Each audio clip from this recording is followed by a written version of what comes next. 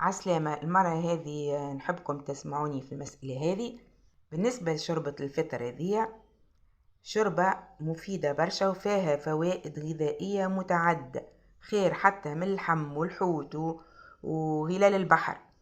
الشربة هذه احنا التوانسة ما نطيبوهاش، ما الأغلبية ما يطيبوهاش في تونس، يطيبوا شربة الشعير، شربة لسان عصفور. يعني غذائنا يعتمد على الطماطم احنا في تونس والفلفل الأحمر، وديما نحبوا الحار، لكن هذه شربة بنينة برشا.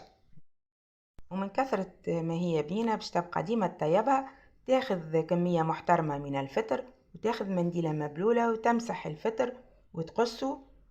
ومن بعد تحط في الطنجرة شوية زيت زيتون وشوية زبدة حيوانية، وتقص زوز روس بصل كبار، تلين البصل. ومن بعد تحط 6 سنون ثوم مهروسين.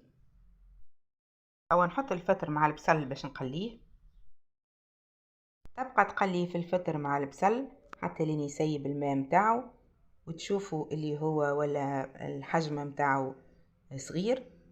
تبقى تحرك. من بعد تحط زوز مغارف ماكلة دقيق، نفس الشيء تحرك. من بعد نحط مرق الدجاج ونخليه يطيب، لكن ما نخليوش يطيب برشا. بعد ما تطيب نحط شوية فلفل أكحل، نحرك الشوربة ونطفي. توا بعد ما طابت تاخد شطر الشوربة اللي في الطنجرة وتحطها في الخلاط الكهربائي وترحاها.